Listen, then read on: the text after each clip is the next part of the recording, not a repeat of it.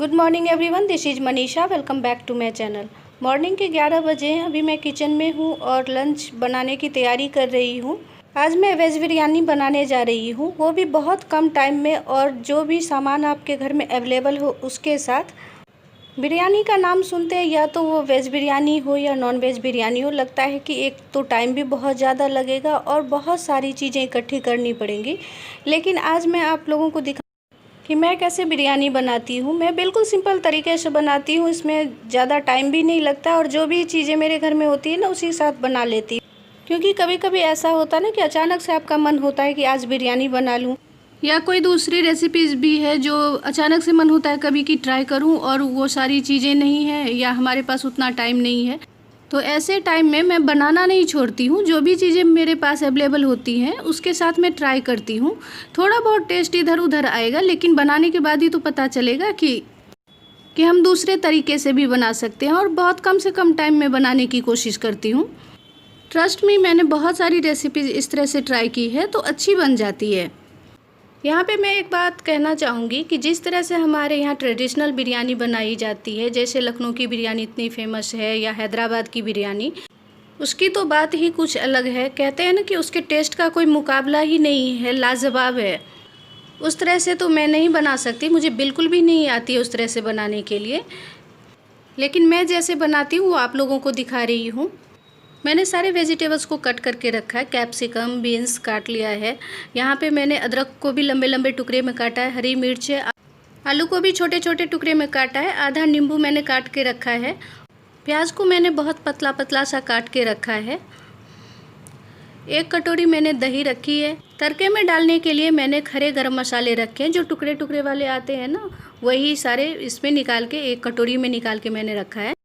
Rice को मैंने अच्छे से वॉश करके पानी में भिगो के आधे घंटे पहले रख दिया था।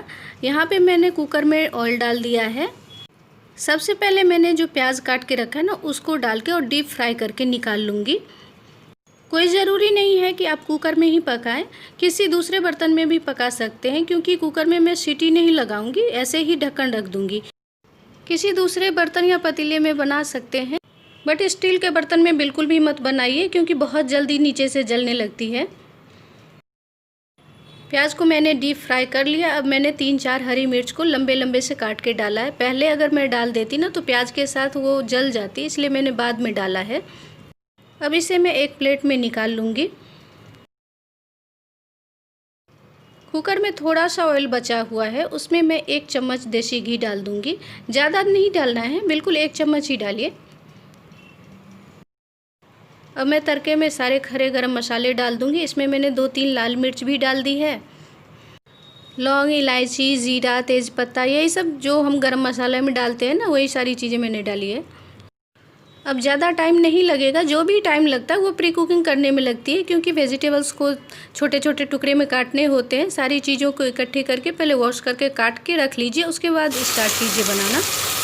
सभी सब्जियों को मैंने एक साथ ही डाल दिया है। बहुत ज़्यादा नहीं पकाऊंगी, 5 मिनट के लिए कुक करूँगी इसे। और यहाँ पे मैंने प्याज और हरी मिर्च को फ्राई करके निकाल लिया है। 5 मिनट के लिए मैंने सब्ज़ी को पका लिया है। इसमें अब मैं मसाले डालूँगी। 1 चम्मच मैंने धनिया पाउडर डाल दिया और 1 चम्मच हल्दी पाउडर।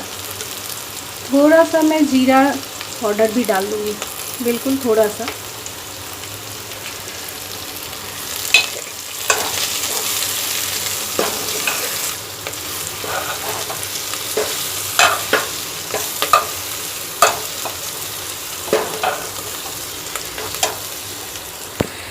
यहाँ पे मैं थोड़ा सा नींबू निचोड़ दूँगी। आप चाहे तो नहीं भी डाल सकते हैं, थोड़ा सा ही डालूँगी, 1 चम्मच के लिए। बहुत सारी चीज़ें बिरयानी में डलती, मुझे तो उतना पता भी नहीं है, लेकिन मैंने इसी तरह से कई बार बनाई है तो काफ़ी अच्छी बनी है।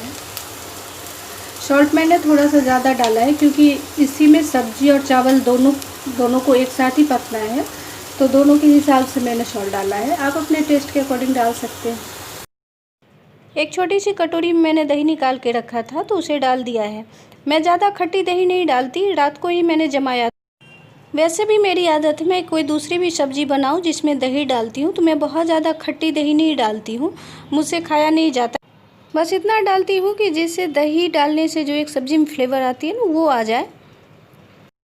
ये बिरयानी मसाला नहीं है, इसको मैंने घर में ही बनाया है, बहुत सारी चीज़ें डाल के बनाई है, अच्छा टेस्ट आता है। कभी मैं आप लोगों के साथ शेयर करूँगी।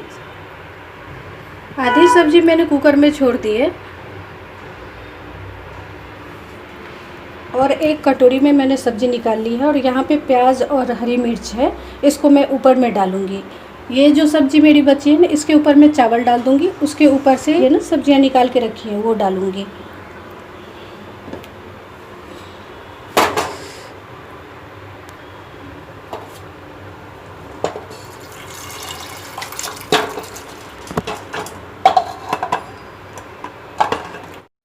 पानी मैंने ज़्यादा नहीं डाला है, राइस को भिगोया था ना, उसमें जितना पानी था वही डाल दिया है।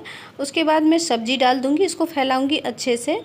इस तरह से मैंने एक ही कुकर में सारा काम निपटा लिया है। सबसे पहले मैंने सब्ज़ी बनाई, उसमें से आधी सब्ज़ी निकाल ली, बीच में मैंने राइस को डाला, उसके ऊपर से फिर मैं सब्ज़ी डाल रही हूँ।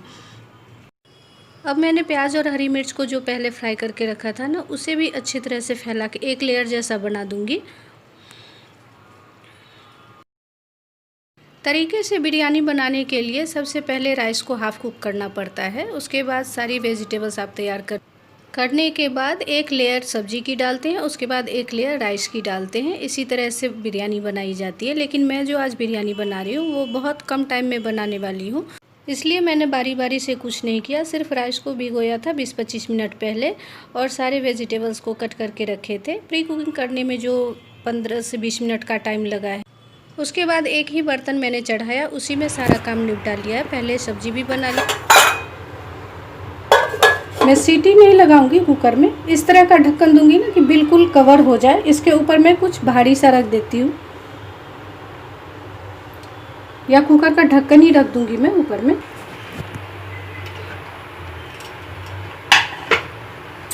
अच्छे से मैंने एक प्लेट से ढक दिया है, इसके ऊपर मैं कुकर का ढक्कन रख दूंगी।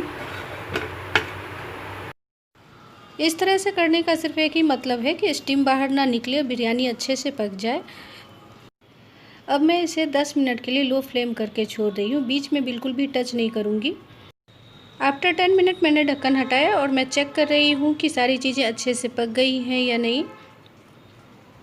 यू कैन सी बहुत ही ब्यूटीफुल कलर आया है। अब मैं चेक करके देख लेती हूँ कि अच्छे से बिरयानी पक गई है या नहीं।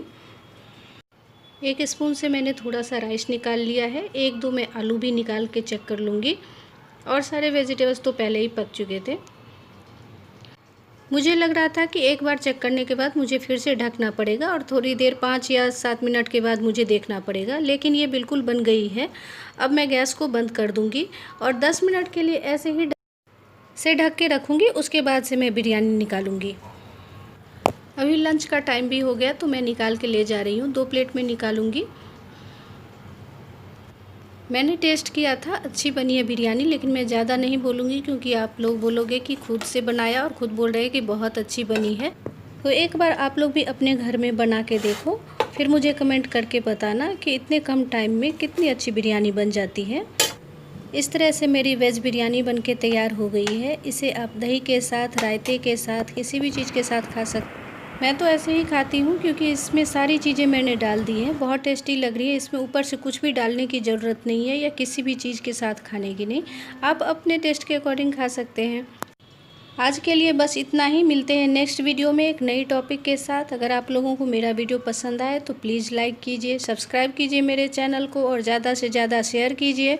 बेल आइकन को ज़रूर हिट कीजिए जिससे मेरी कोई भी वीडियो आप लोगों से मिस ना हो। Till then take care, see you soon, bye.